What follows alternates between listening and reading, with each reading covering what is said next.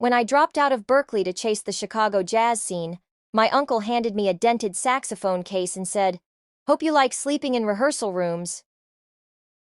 He wasn't wrong.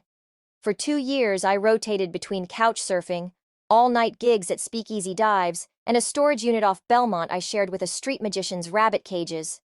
The rabbits smelled better than my socks. The breaking point came when my third roommate, a trust fund TikToker who turned our kitchen into a glitter bomb factory, accidentally set fire to my only good suit.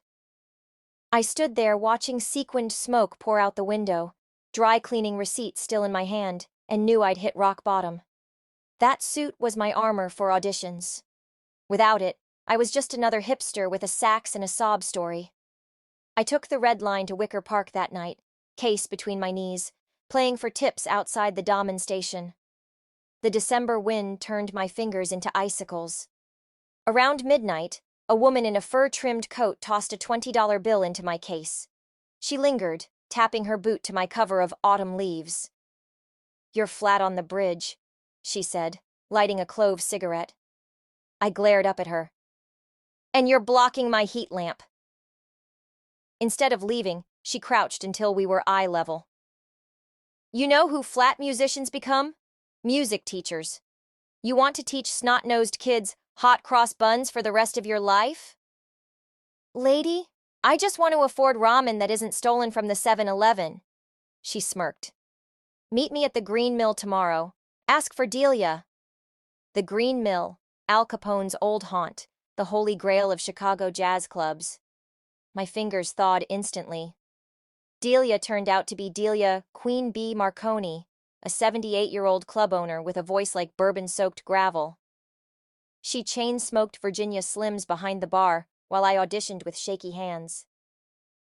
"Kid, you play like someone shoved a metronome up your—" "I get nervous," I mumbled. She slammed her tumbler down. "Nervous?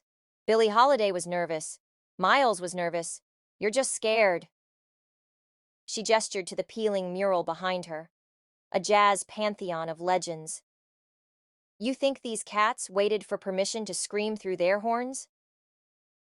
That's when I noticed her hands.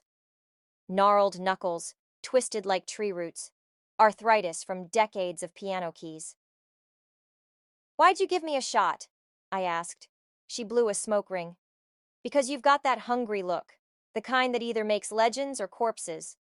For 6 months, Delia worked me like a mule. Mornings unloading kegs, afternoons transcribing solos from crackly vinyl records, nights playing backup for has-been crooners. My pay? A cot in the stockroom and all the stale peanuts I could eat.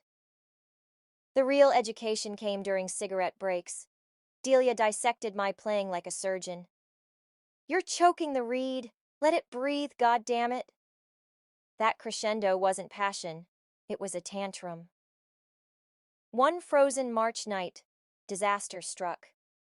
The headliner, a self-proclaimed jazz shaman, bailed to chase a ayahuasca vision in Peru. Delia stared at the sold-out crowd, then at me. "You're on in 5. My spit valve clogged. "I don't know any of his—" "Improvise. Live. Or die." She shoved me toward the spotlight. The first note cracked, the second squeaked. Then something primal took over. The wail of eviction notices, the growl of hunger, the shimmer of that $20 bill falling like manna.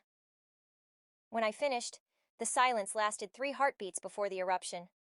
Delia didn't smile. She never did.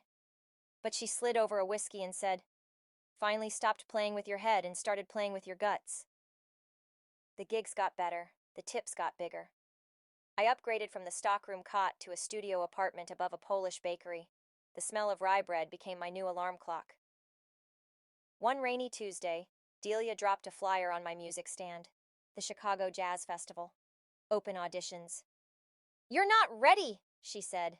"But that's never stopped idiots before." The audition hall reeked of valve oil and desperation. Ivy League prodigies with $10,000 trumpets side-eyed my duct-taped sax case. When my name got called, I closed my eyes and played the anthem of every cold night, every burnt suit, every glitter-bombed hope. 2 weeks later, the acceptance letter arrived.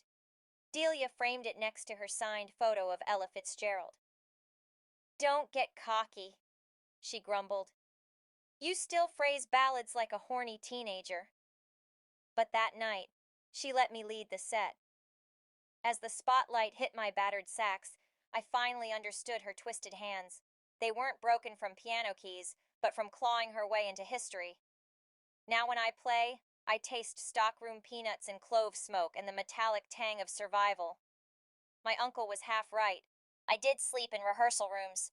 But now when I wake, it's to the roar of a crowd that knows my name.